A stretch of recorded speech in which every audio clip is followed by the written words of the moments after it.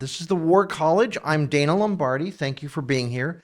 And I'm going to present as the first talk at DDC 46, how to create, develop, and market a game, which is using a crowdfunding method, which a lot of you have heard of, no doubt. Kickstarter and Indiegogo being probably the two most famous of the platforms out there where you can raise money in order to finance your game.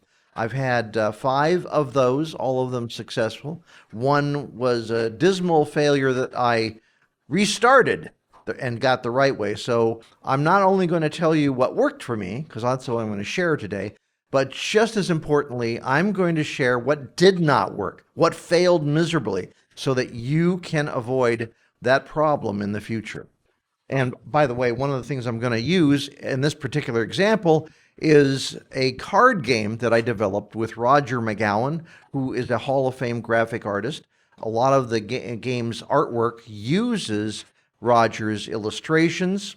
And the reason I'm doing this also with this particular game is that this one had a lot of back-end problems, and I'll go through that in order for you to understand why it's so important to get as many things right before you launch the Kickstarter.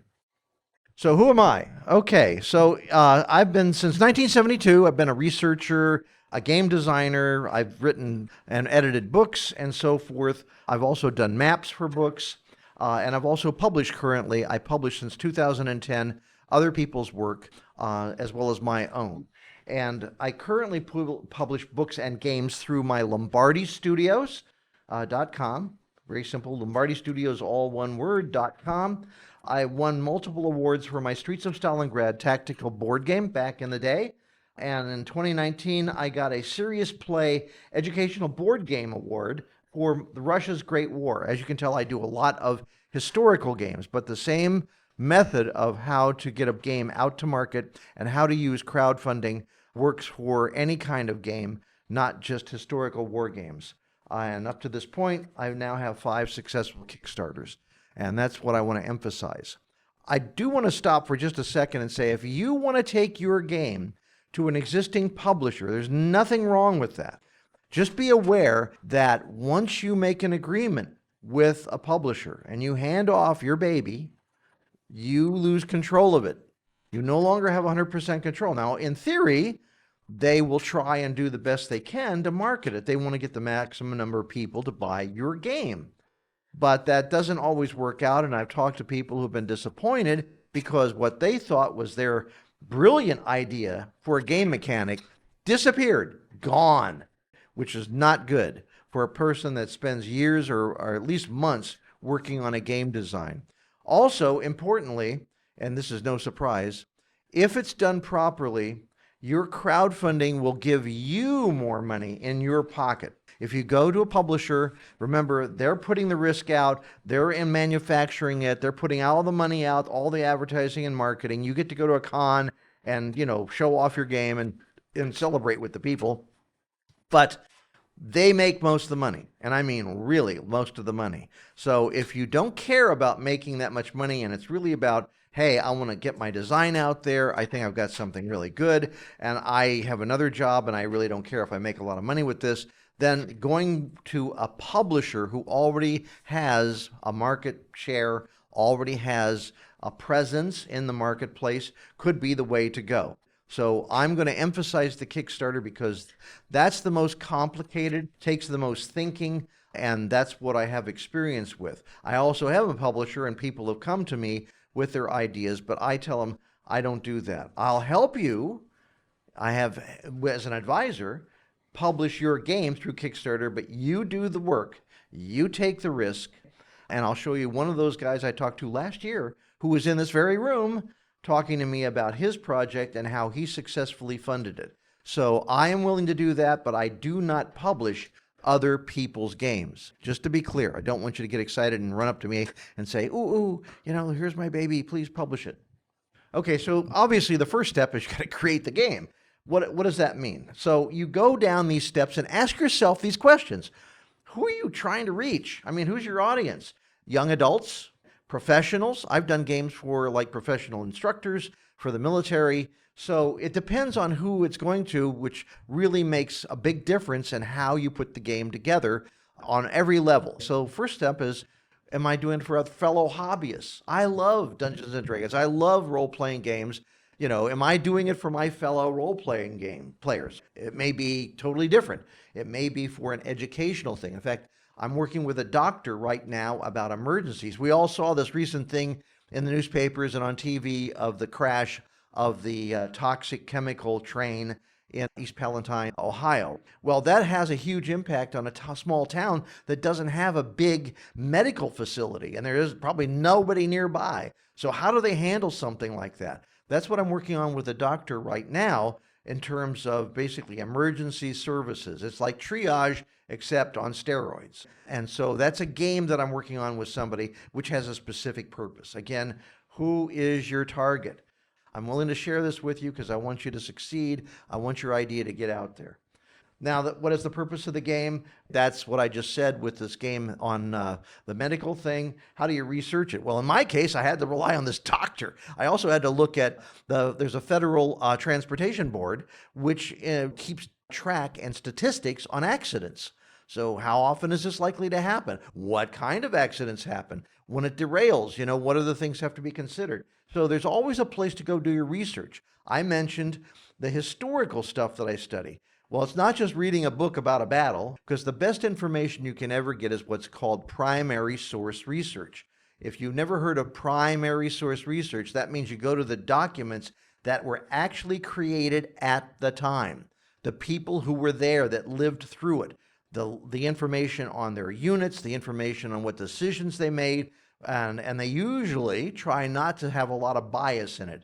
So obviously there's always bias in these things, but the after action reports are often very candid, very open, because they're trying to learn from their mistakes. And that's where you find out more about a historical battle, for example, than if you try to read somebody 400 years later who is an academic sitting there saying, well, obviously they did this wrong. Well, that might be valuable, but if I'm trying to do a game, I want to find out what the people there thought about it and what they believed. Yes, sir. So a quick question about that. A lot of these historical, like you were just mentioning, historical battles and that sort of thing, a lot of historical time periods, there's not a whole lot of research material we have from that time period. Yes. So what do you suggest in those cases? So you're talking about like ancient and medieval times when there aren't a lot of documents and not everybody could write. But for example, the game that I'm working on takes place in the War of Six period. Okay. There's really not a lot. Then what I try to do, obviously you're using secondary sources from people today or in the past 50 years or 100 years that have written about this.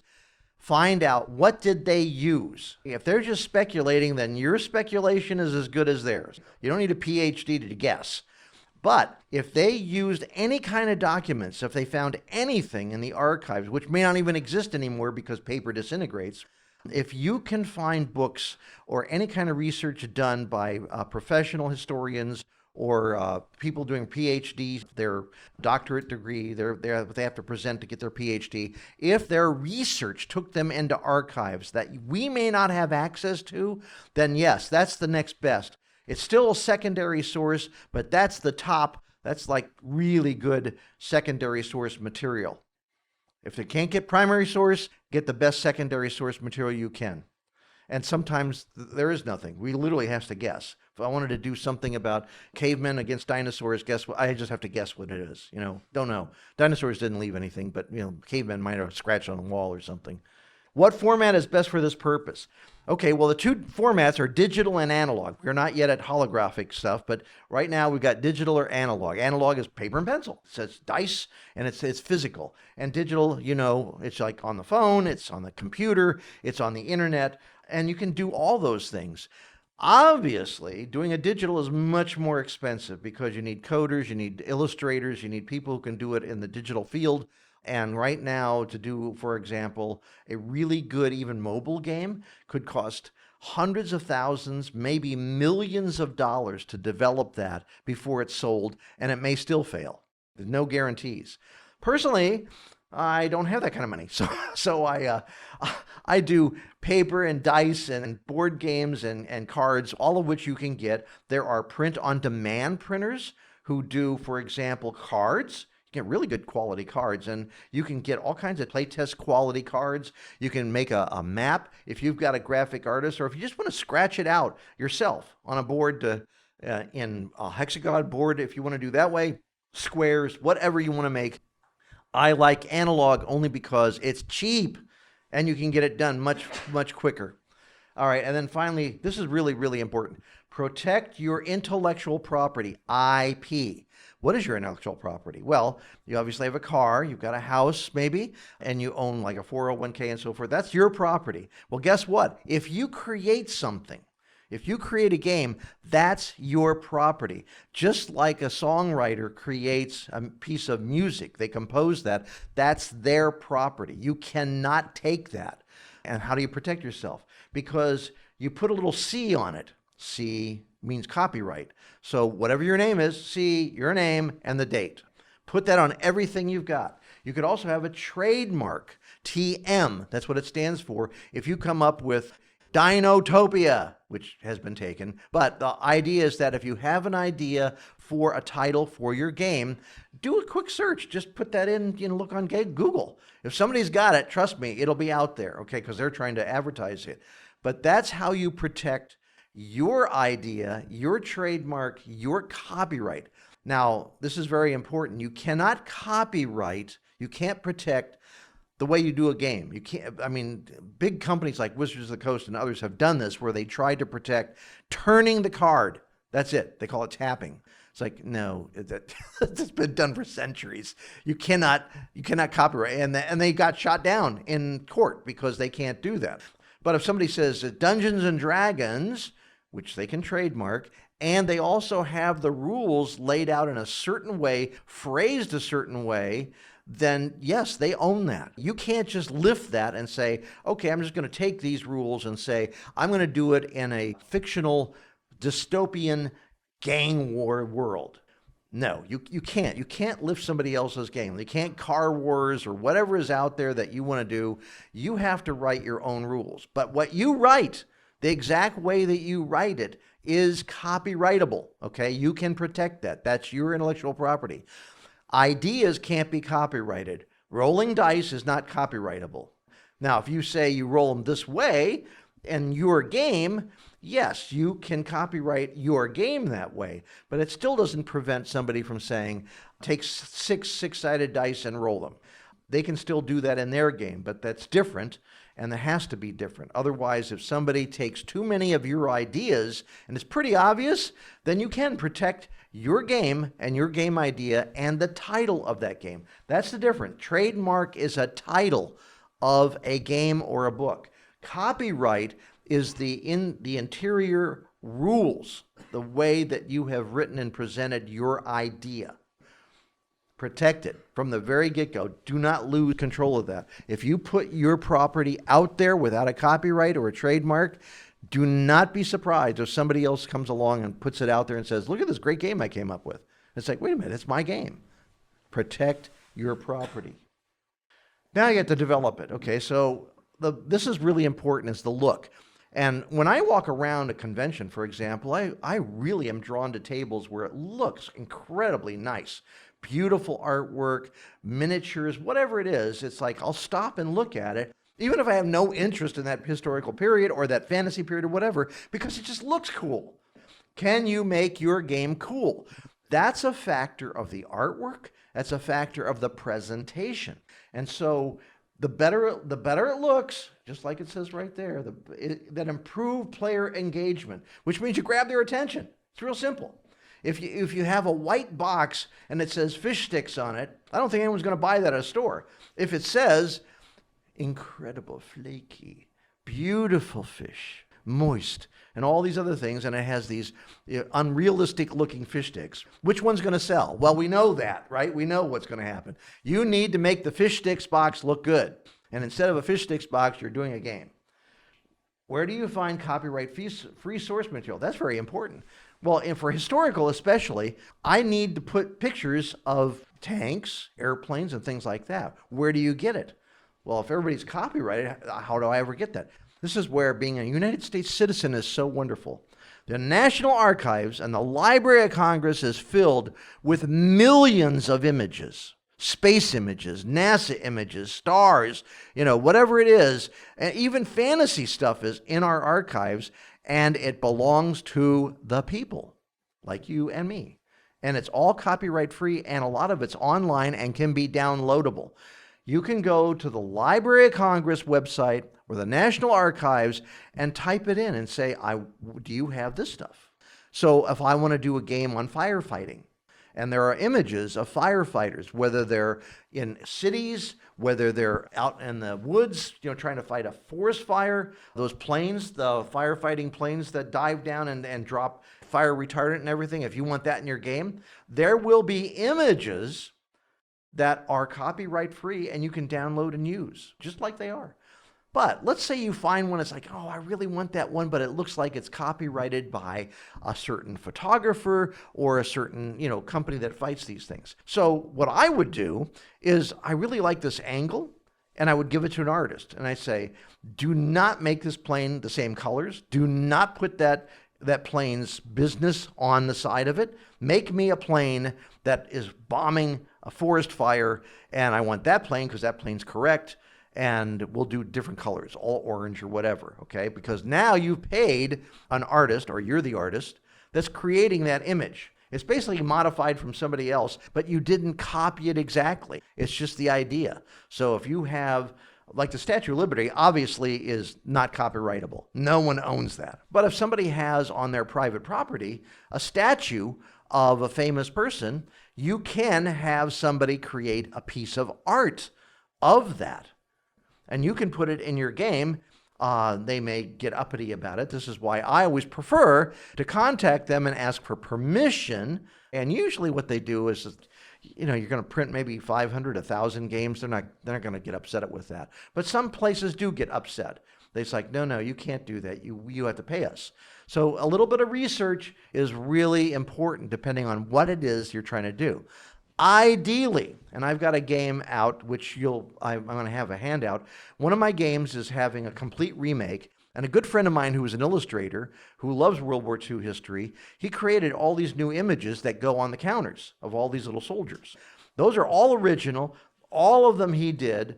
He has the copyright, not me, okay? He's just given me permission to use them in my game. For as long as the game lives, as long as I live. But my friend can sell it again and again, as many times as he wants, but he really doesn't want to. He just did this as for fun. So if you are not an illustrator, if you're not an artist, make friends with somebody who is. Find out who's out there who can help you, or this is a really good one.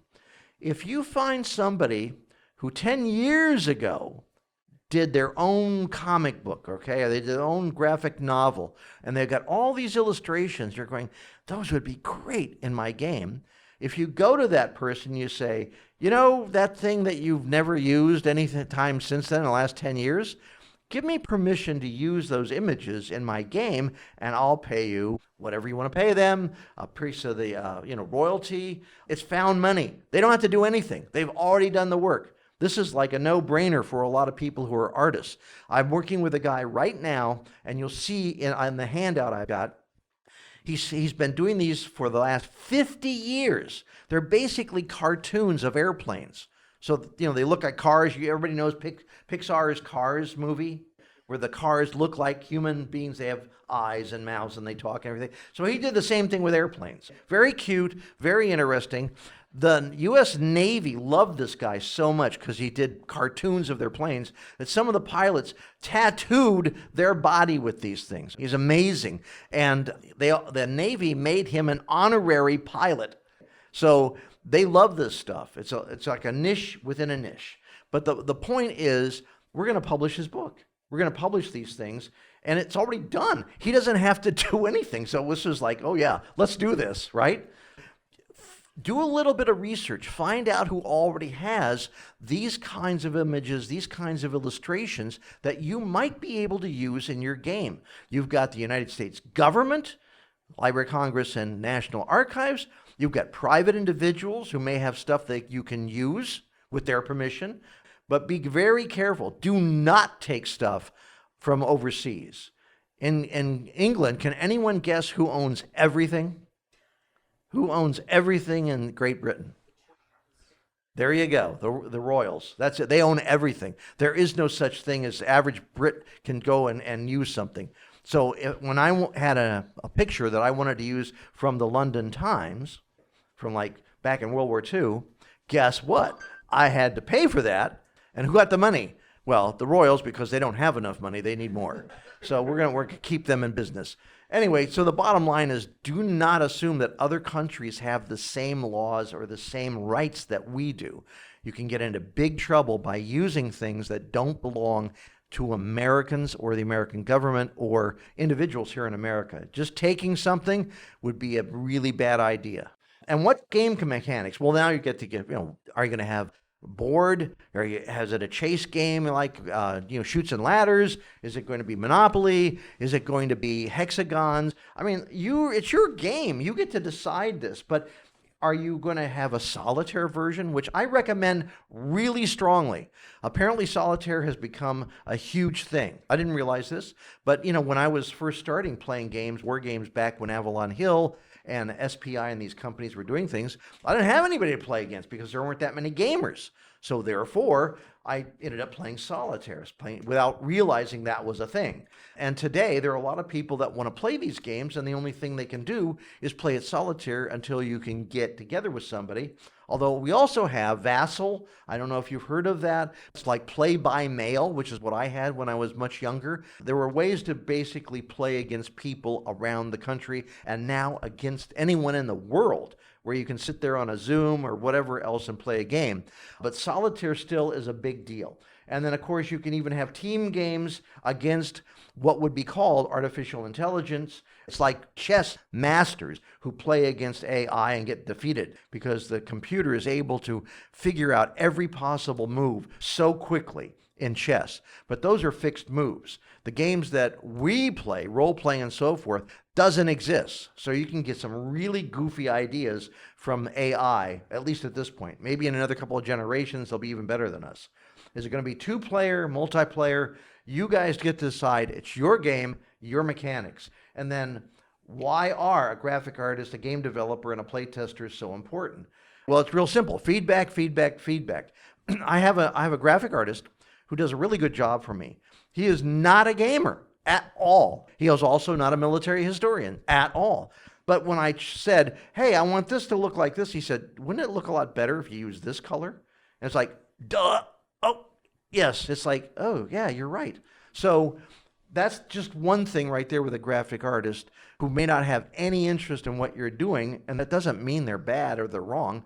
Number two, game developer. What does a developer do? I'm the designer. Everything's perfect. No, it's not. Just accept that. Your baby is not perfect. That's why a developer exists, because they come in and they look at it with fresh eyes. They do not sit there and prejudge. In fact, they want to make it a good game if they're a good developer, and they don't take it over. It's not their game, and that's not easy. And the guys out there who are developers are worth their weight in gold. And why are playtesters so important? They're trying to break the game. They're trying to destroy it, right? They want to try and win. So if there's a loophole, guess who's going to find it? Oh, I didn't mean that. Well, you better fix that rule, right? So that's why playtesters, you're the designer, you're still number one, you get the glory, you get the award, okay? You'll make the money, but you need a graphic artist, unless you're the guy doing it. You need a game developer, just one, don't have a team fighting over it, and playtesters. As many playtesters in many different places as you can. I've done this where literally the physical distance makes a difference. There's a group called the, Cleveland, Ohio? CAB, Central Ohio Board Gamers, associated with Origins. So they have a huge club in Ohio. And I sent the card game out to them, and they're like, we don't understand any of this. It's like, well, everybody here did. It's like, yes, but I'm here to be able to walk them through it. But they looked at it, and it's like, oh, I didn't explain that well enough. There's a lot of stuff that goes into making a game, especially one that's successful. So these are things that you need to keep in mind. And so there's now a team involved. It's not just you anymore. In really big organizations, especially digital, the designer has concepts and ideas, but they usually have other people who refine that. developers. Developer is really important. In some cases, developer is even more important. A guy says, I want to have John Carter on Mars. We got the license. I want to have a really cool thing. And so somebody is assigned, make sure that everything in those books on John Carter on Mars is true to the story. We can add something with the permission of the family who now owns the license, but we're going to make sure that the books are true, because if we piss off the fans, they're not going to buy this game. They're not going to play it. So one person is only responsible for that. Another person is going to sit there and try and break the game. So they're not only a developer, they're a play tester. This is on the digital side, obviously, but the same thing can work for a game that's a board game, a traditional paper and pencil type approach. So the designer can be important, and is probably more important in an analog game than a digital game, but that's not always true, because Sid Meier with his Civilization series and everything, he was the designer, he was the developer, and the bottom line is that his ideas are definitely in there. He may have developers, he may have other people that help him. He may have been sitting there literally by the, next to the artist who's creating the visuals of what, all those little soldiers are going to look like on the screen. That's a unique situation. And I've been on both sides. I've worked with some digital companies, I've worked with my own, and I've worked with other companies trying to create imagery and things like that. But quite honestly, it's so sophisticated that I think that it's really important to pick your team. Marketing. This is the one thing everybody falls down with. I admit that I am not perfect on this either. What does that mean? Well, you got to sell your game. Even if you're trying to sell your game to a company for them to publish it, why would they do that? You know your baby is beautiful. It's genius. It's the greatest thing in the world, but you still have to explain that to somebody. Has everyone heard of the expression, your elevator speech? Have you ever heard that expression? What that means is you step into an elevator and you got 15 seconds. A guy looks at your badge and say, what do? You have 15 seconds to tell that person what you're all about at that conference. So what you're going to have to do, even if you're trying to sell it to somebody else, is be able to develop some kind of quick 15, 30 second, 1 minute is really stretching it out. Because if you haven't grabbed somebody in the first 30 seconds, they have stopped listening. That's when they're walking by at a trade show or a DungeonCon, where they're coming by your booth in the dealer room, and they stop and go, that's really cool. You got them, you got their attention. You need to grab them. Why is this cool? Come up with it. There has to be a way for you to explain this to people that doesn't take 10 minutes of explanation. If you want to buy a car and you want a Lamborghini, you just want a Lamborghini and you got the money, and you walk in there and the guy says, you like this car? And you're going, oh yeah, yeah. He doesn't say, well, let me take the next 3 hours to explain how the internal combustion engine was developed. It's like, what? It's like, no, jingle, jingle. Here are the keys. You want to drive this car? That's what you want to do. It's like, you want to get in the seat of that car. Let's do it right now. Okay, that's what you need to do with your game. You got to have the same kind of marketing approach. And again, who are you selling? Well, the military and the government, they might sit there and listen to it, but even they have the same problem.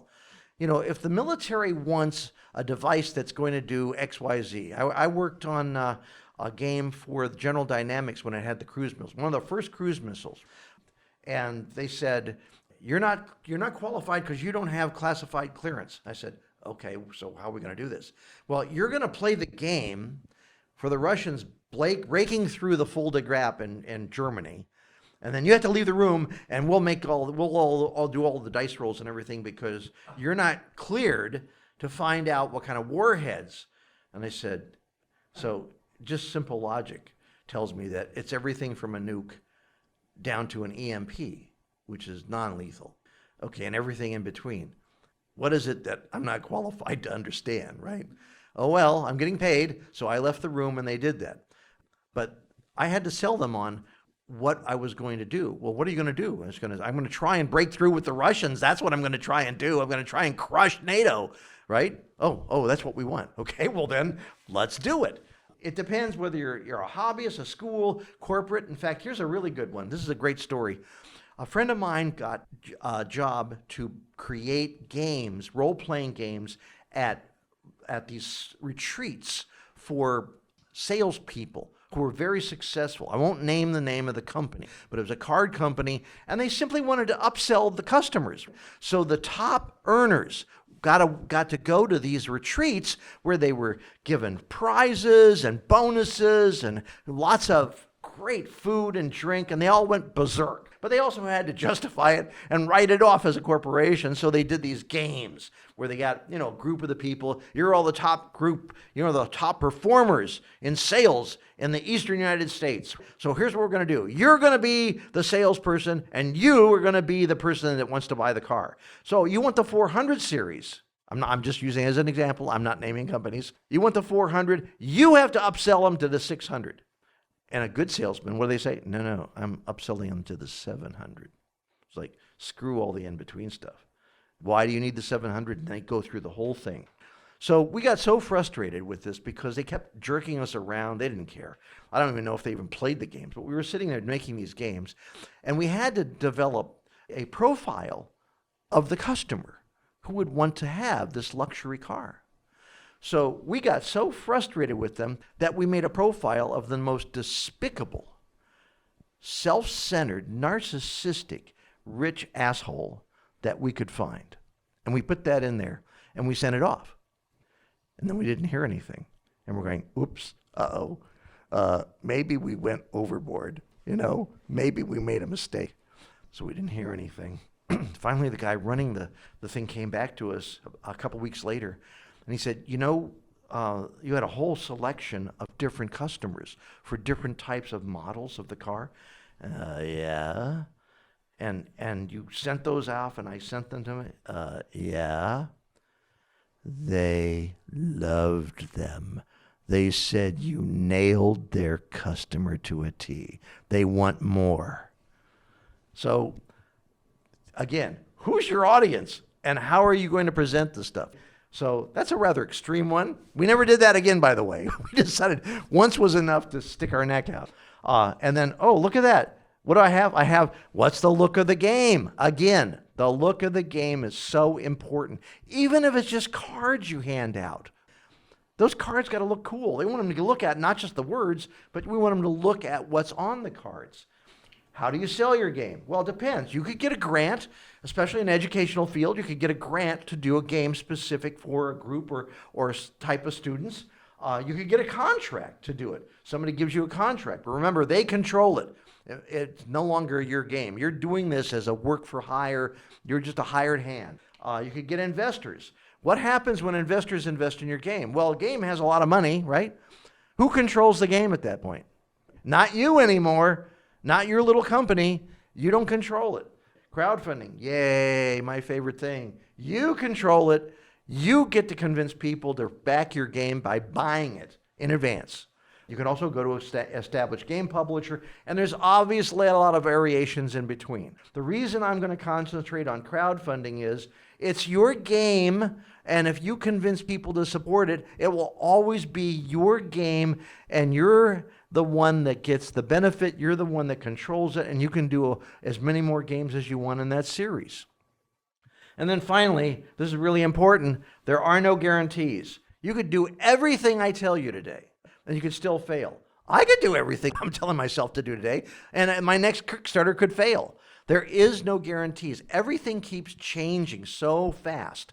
The way that Kickstarter has evolved, the way that Indiegogo has evolved. They have new CEOs just because the people who were there before didn't see the technology changing, and they got rid of them. I mean, it's a business, right?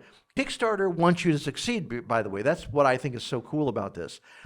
Once you hit the goal, they jump in because they want more money. They get 5% of whatever it is you raise.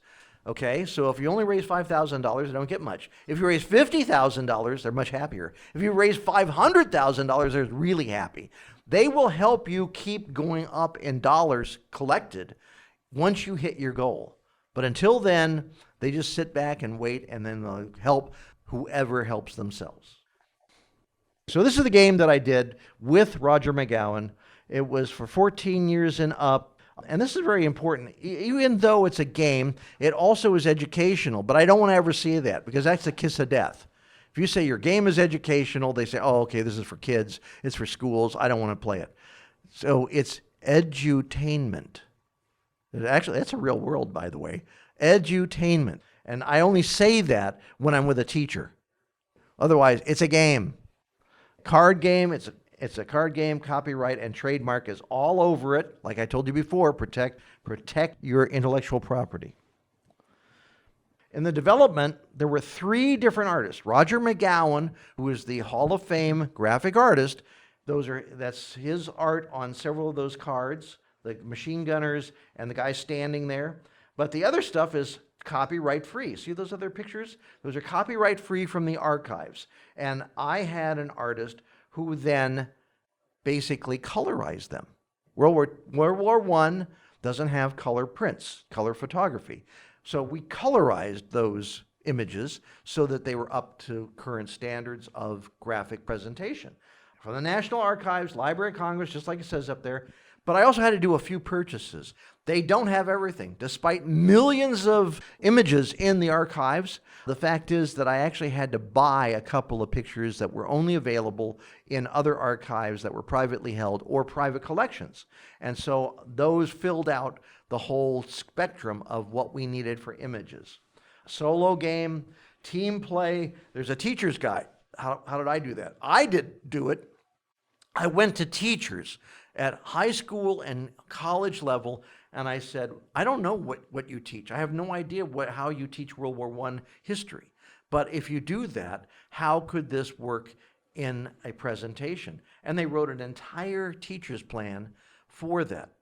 And so we give that away. We give that away so that teachers can use it with the card game we developed. And then this was the big part that took a long time. I had never done a card game before. I had had cards in some of my board games, but I did not have a card game under my belt, despite all the years I've been doing game design. So look at that. From 2017, when I first had the idea, to 2021, when it finally came out, it went from version 1.0 to version 6.0. That's a lot of changes. But what happened is every time we got feedback, every time we talked to people and we let them look at the game, there were holes, there were problems. Well, okay, it says this can do this, but this one over here says it can do that. And it's like, that's one of the problems with the card game, is that there are so many different variations and ways of having the cards interact with each other that's one of the reasons it took so long. I didn't realize that when I started. If you want to do a card game, you can either keep it very simple, there's nothing wrong with that, but if you make it any more complex, that, this spaceship always defeats everybody on those spaceships, you don't want to have that. You want to have every card be vulnerable in some way. And that's when you start to get all of these different aspects in how the cards work that make it complicated. And the more complicated, the more complex a game is, the longer it takes to develop. If they own that picture, if somebody owns it, if it's in the National Archives or Library of Congress, nobody owns that picture. And I can colorize it because I'm working with a copyright-free image. But if somebody says, if Ansel Adams had taken a photograph of the painted desert, and it's black and white, and I colorize that, and I sell it, the family of Ansel Adams goes, no, that's my grandfather's photograph. You can't do that. So the answer is, don't do that. If you take something that somebody created, it's like the Mona Lisa. It's like, well, no one is alive from Da Vinci's family. Yes, but now it works this way. The museum that has that painting owns it. So therefore, the way the law works, international law, is if you want to use the Mona Lisa on your game box cover, the exact way it was painted in the museum, you have to pay them. But if you had an artist make basically their version of Mona Lisa that looks nothing like the original Mona Lisa, that's your artist. And remember, your artist would own that unless you have an agreement with them that whatever they do, you're paying them for. That's a work for hire. They surrender all rights to you for that image they created. And that basically takes a contract agreement between you and them. And what was your question? What constitutes the different versions? That depends on the designer and what you feel is a different version. When I started this, you can see that in addition to the fact that cards are useful in this game, you notice that there's a joker, there's a 10 of spades, there's a 5 of hearts. Originally, when I was thinking of this, the version number 1 was I wanted a super simple game, and I just used the deck of cards and the 52 cards, including the jokers, to have it so a higher number wins. It's just real simple, right? That was version 1. Well, that just wasn't going to work, okay? It was really obvious right away that that simple version of high card, which is game of war, right? Whoever has the highest card to lay down, you win. That's just not sophisticated enough because there's too many variables. Aviation, naval, poison gas, machines. There's too many different variables to just have higher numbers for everything. So the next version was to start making what's down at the bottom of the cards more important, the text. And it says whether you basically defeat this other card or you cancel a card. Doesn't matter what's up top. So that's a big change from just having the ace of spades, right? The ace being the highest card.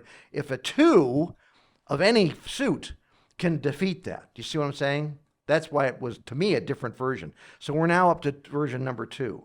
Then what happened was we branched off to a completely different thing for naval, how the naval things worked, because the navies in World War I basically stopped supplies. They restricted. That's why the German submarines were trying to get rid of the transportation of the soldiers and also supplies coming to England. And if you strangle the supplies, then the soldiers don't have any ammunition. So the naval then went to another version where it canceled, or basically, I don't want to say canceled, what happened was it didn't kill the card.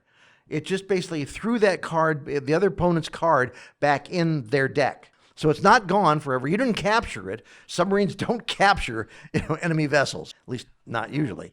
So that just got thrown back in. So when we got to that version of the naval rules, now we're at version 3. So you can see that each version was based on the technology and how those different things reacted or acted in reality. So the aviation was another one. And finally, the very last one, where we got to 6.0, I don't even remember at this point what we did, but it was so different. Whenever I felt like the game was so different from the prior versions that I put a 6 on it instead of saying, we could have done it with 1.28.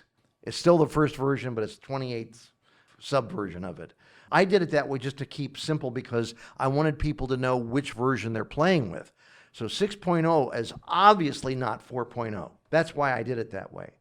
And again, it's your decision, your game, and I don't know how many versions you're going to go through. Hopefully not a lot. As the way that I do it is I keep what is good from a previous version, but if there's something major that is changing, even if it's only just part of the cards, that's why I call it a 5.0 instead of 4.0. But I didn't change every card. That wasn't required. I keep all of the prior versions. The graphic artist keeps all of the prior versions in a folder that says 4.0, 5.0, whatever. And then the rules, there's forever, there'll be a 1.0, 2.0. We don't throw those away. We don't trash them. We just have the latest version that we're working with. And we can always go back and say, what did we do on 3.0, with this? Revision control or configuration management. Yeah, I think the bottom line here is that you don't throw stuff away. You don't delete it. Whatever it is, even if it's analog, certainly not in a digital, because you never know. It's like, oh, something's broken and we have to go back and fix it. So just keep an active archive of what you've done previously, but make sure it's not like just scattered somewhere. Have a folder for 2.0, 3.0, or whatever it is. GitHub.io probably is the name, and it helps you you get to manage those different versions of the software development. And it's free, which is the best price.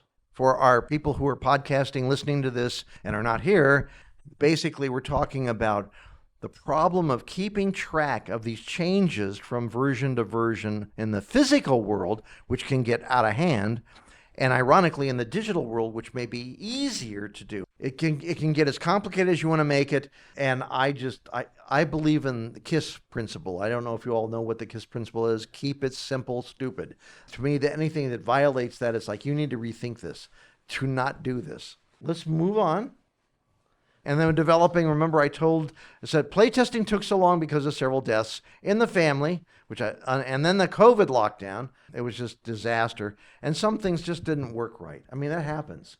Okay, so it was like you've heard the perfect storm, right? Everything came together to make it one giant disaster. That's what happened with the development of this game, because in that 2017 to 2021, all this stuff happened and really just beat the crap out of it. I mean, literally, I had to put down the game for months and then come back to it, and I was like, where am I on this? What version am I looking at? I had to get back in the mindset of working on the game. So that just happens. Real life happens.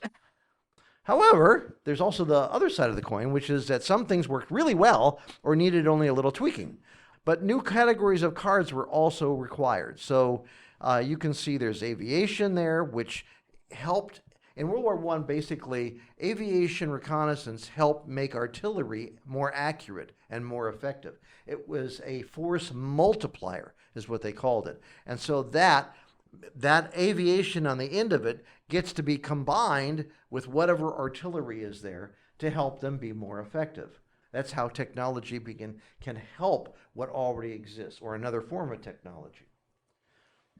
And also the evolution of weapons and tactics, I had to account for, which again, even if it's a fantasy game, is this spell going to affect everybody? Is it going to affect all of the people in that group, or does it do things against inanimate objects, right? I mean, you have to think about that stuff and whether it has that kind of power. So for historical purposes, I had to look at that. And you're talking about before about the Warring States period in China, right? So during that period, which was hundreds of years, right, we're talking about technological changes that also happened. So I don't know whether gunpowder was invented toward the end of that period and became a force to be reckoned with. No. So again, if there is something, well, you could have the fantasy, you could have Legend of the Five Rings version. You could have, you could have a fantasy version if you wanted to have that gunpowder injected into it.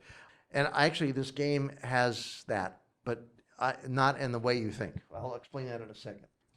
Okay, so marketing. One of the things that we wanted to do with this, and this was the mistake. One, the game wasn't finished when I put it on Kickstarter. That was a huge mistake. Don't do that.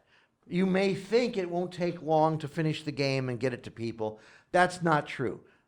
You will find stuff that needed to be thought out better, to be developed more finely, and I didn't do that. There were 3 things I made a mistake on.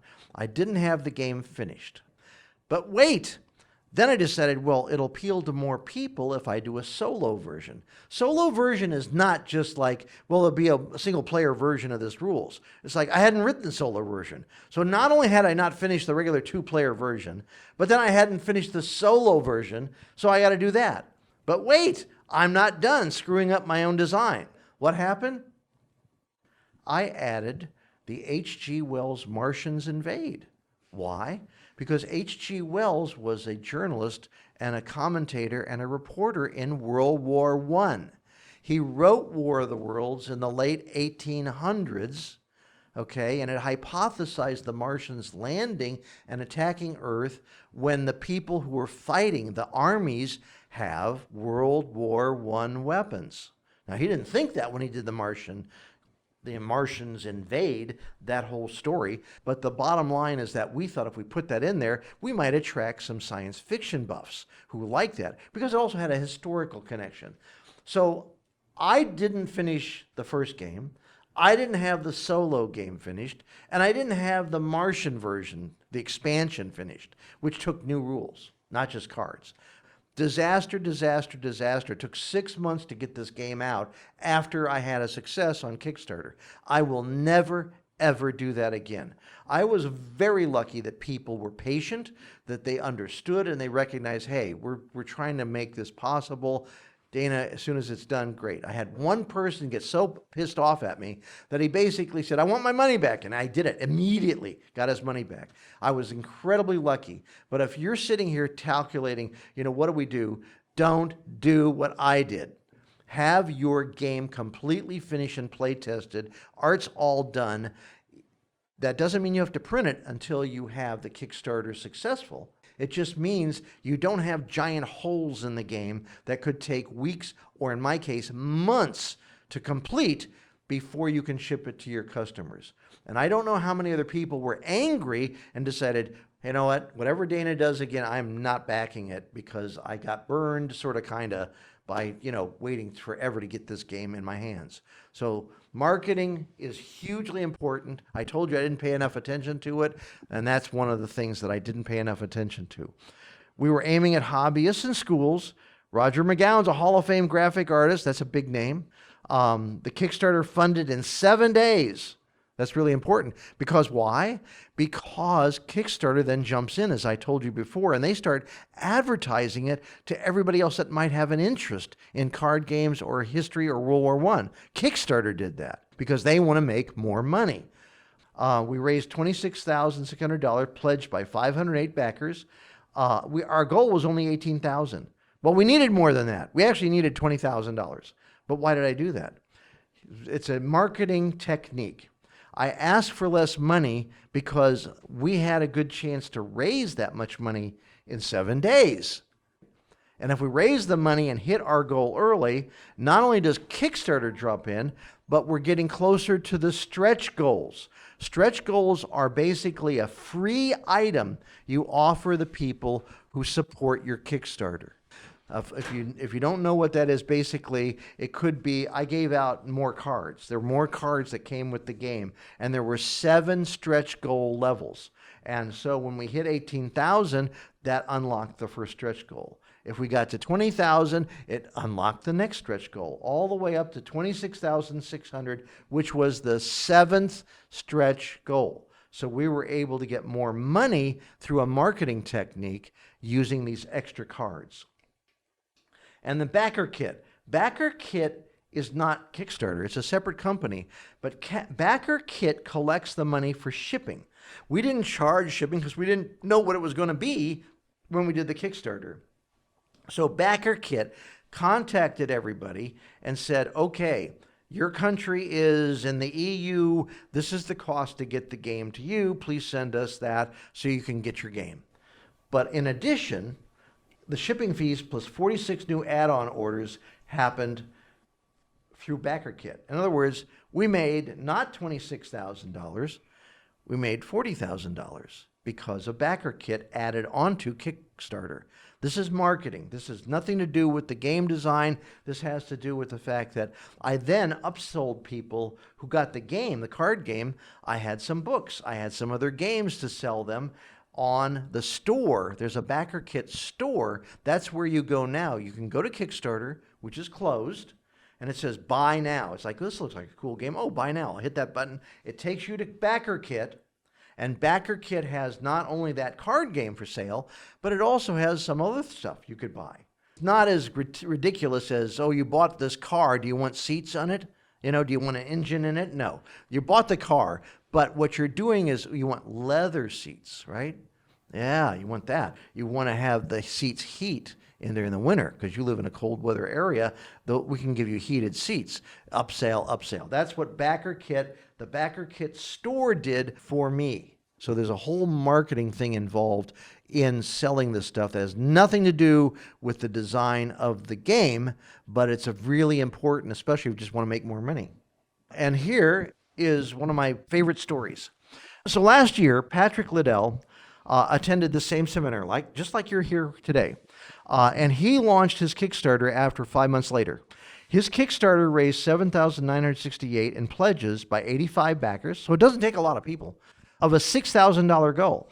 He needed $7,000, but he went for $6,000 as per my instructions because he could hit that sooner, and he did. Available exclusively on Kickstarter. They give you that, by the way. Kickstarter loves you to advertise them. Ending soon. You want to have that on not only the page where the Kickstarter is, but this goes out on Facebook. It goes out in whatever social media you've got. I don't care what you use, Instagram. This is the thing that needs to go out. You create this wonderful art, graphic, and that goes out there, and people go, ooh, ooh, ooh. It's already funded. It's going to happen. I'm going to jump in and get all the extra free bonus stuff. And that's how it works.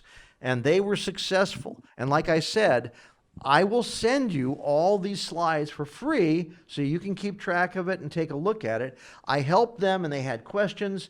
And as long as it's not a lot of time, I'm willing to, make some suggestions when I look at your Kickstarter, what you want to do. I will not run it.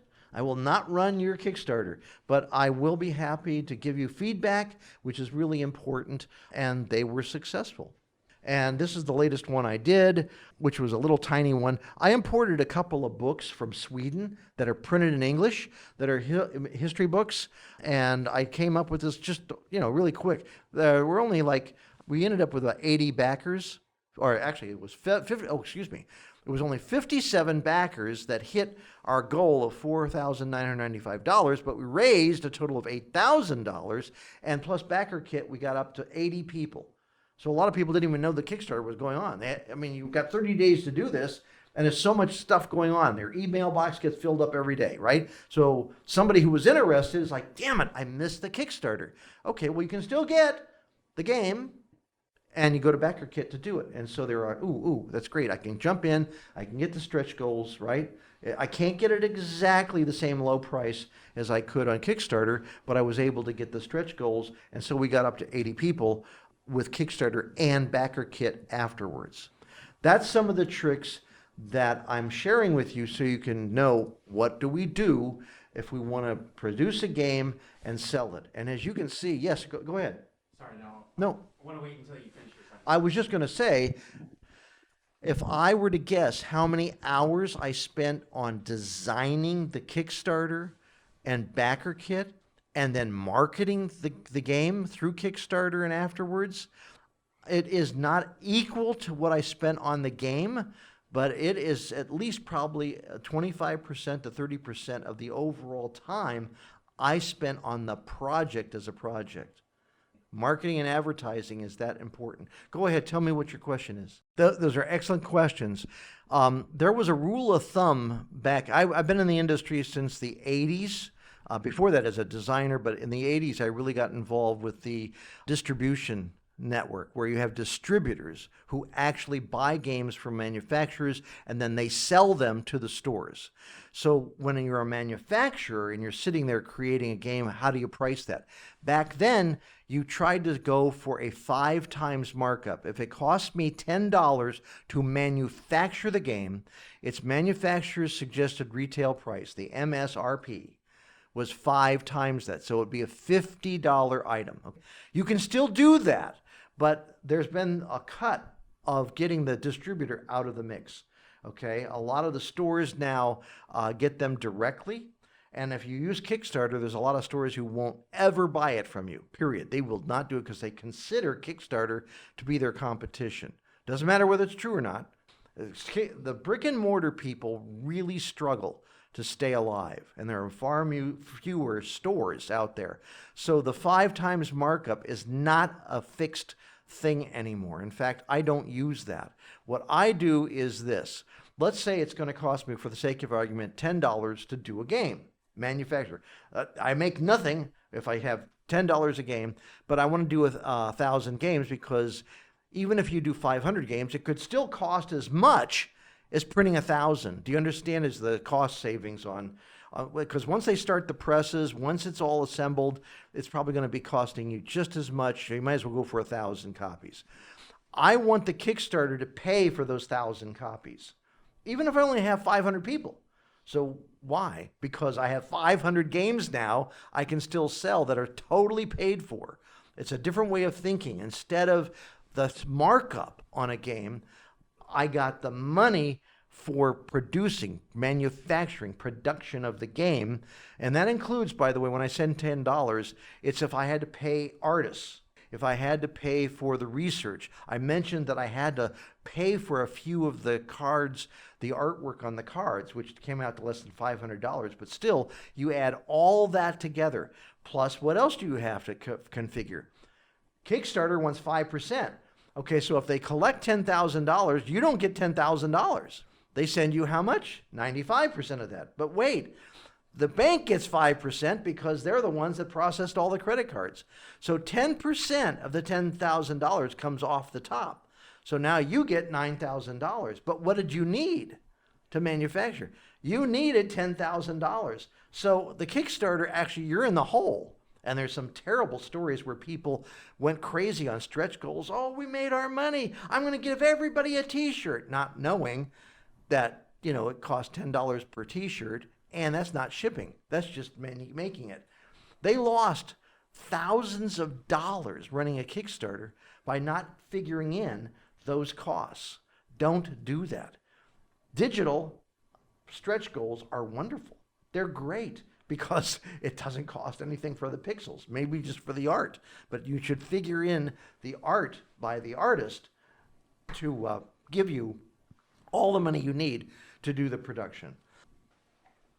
Anyway, so the bottom line is that the real profit for my card game came in the 500 games that we sold after the Kickstarter, because those 500 games went out immediately. They're out there, in the hands of the people that supported it. They get it first. They help make it happen. We made, maybe a couple $1,000s on the initial, because it's not cheap to do a game, as you may find out, unless you are the graphic artist and you're doing all the work. If you do all the layout and get the box ready and all this other stuff. And in my case, even with the books that I'm selling or creating, I work with the artist and with the author to give them a piece of the pie here. So let's say it costs $10,000 to print a book, just for the sake of argument. I mentioned the guy that makes cartoons of airplanes. So he understands we have to print the book. All the money that comes in goes there first. Print the book, ship the book, and then whatever's left over, we split. He's the creator. I'm the guy that runs the Kickstarter, 50-50. So if we bring in $10,000 in sales after that, he gets 5, I get 5. These are the kind of calculations you have to do. But what you have to be very careful about is that Kickstarter and backer kit combined.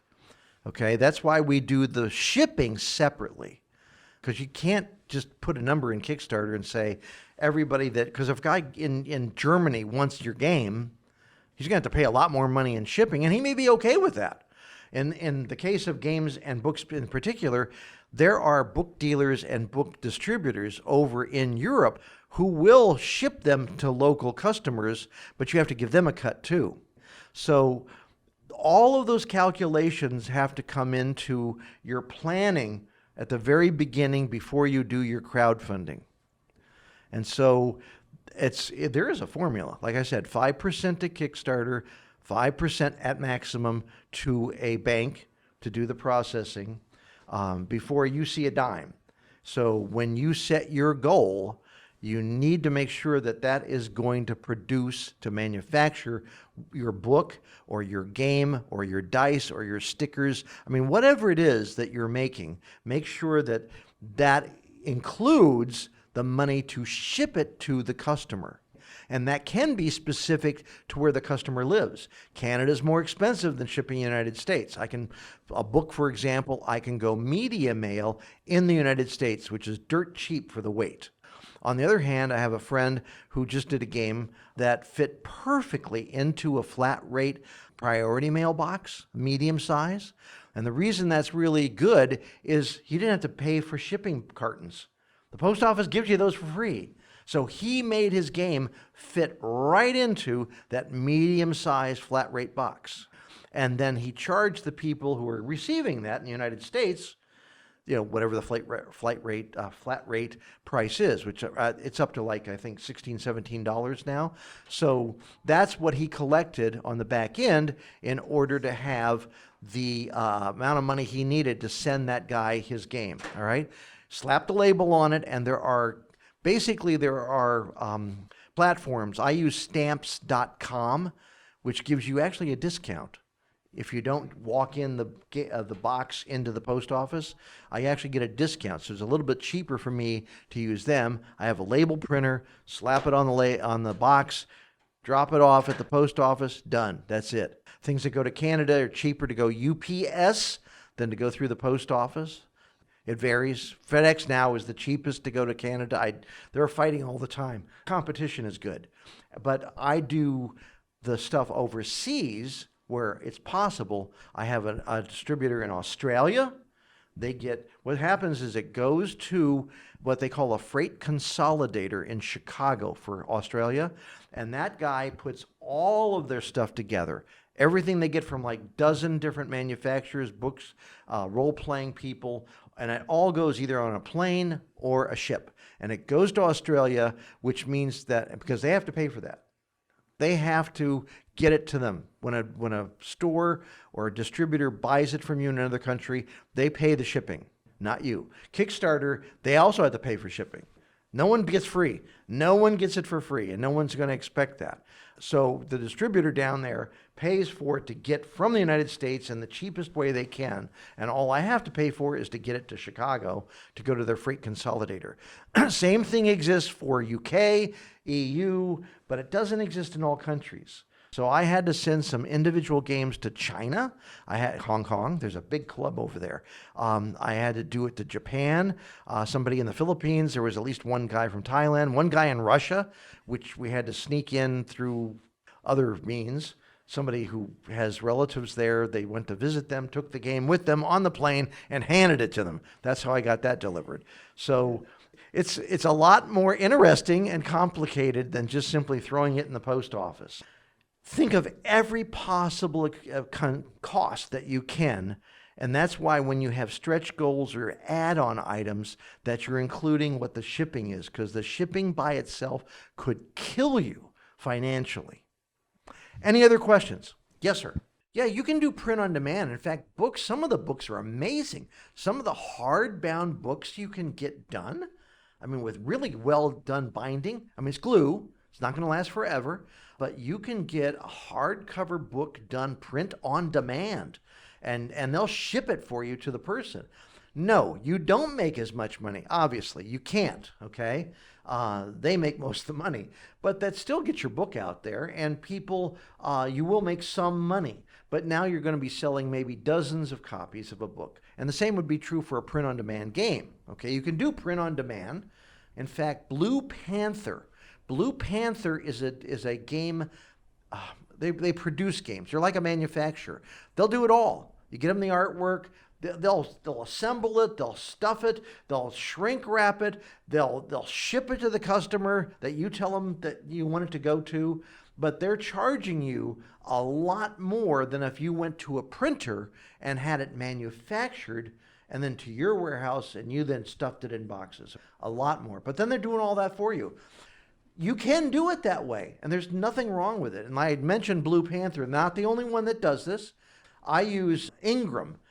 Ingram has a division that does book printing on demand, soft cover as well as hardcover. Their book printing on demand division is called Spark, like, Spark, S-P-A-R-K. Ingram does that. They're a big book distributor. Blue Panther is the one that does it in the game, war games especially, because they have die-cut counters they can make and so forth. It doesn't have to be a war game. It can be like something else that you might want to publish. But there are other guys out there that do it. I get a lot of my cards printed for playtesting through Superior On Demand, S-O-D. I have again, if you contact me, I'm happy to share these with you. I don't get any kickback. I'm just trying to help you out with directing you to the right people who can help you. But yes, that is a great question. And personally, if I were starting out again and I had none of this other background information, even how to do a Kickstarter, I'd probably do a print on demand, either a game or print on demand book, just to get used to how to do it, and then start with Kickstarter. Yes, sir. Oh, yeah. If you're selling in California, even if you're only selling to a few people who live in California, you have to register with the California Sales and Tax people, okay? Which means you have to have a business, which means you have to have a federal employer ID number. So you have to set up a company. If you just want to do this for fun, then go through Blue Panther. Go through somebody else out there that's going to collect that, worry about the taxes and all that other thing. But that's a great suggestion. Any other questions? Yes, sir. There are actually a couple of different groups of playtesters that I use. One are people that are familiar with the historical period. So if you know a professor, for example, who may not even be a war gamer, and you're trying to realistically reflect the warring states period, I would send it to that person if you know them and they're willing to take a look at it, because they'll poke holes in it immediately if the history's not right. But that person may not be a play tester in the traditional sense of playing the game, but they are a tester in terms of looking at the history. So another group I would have is just total. Have you ever heard of the term blind testing?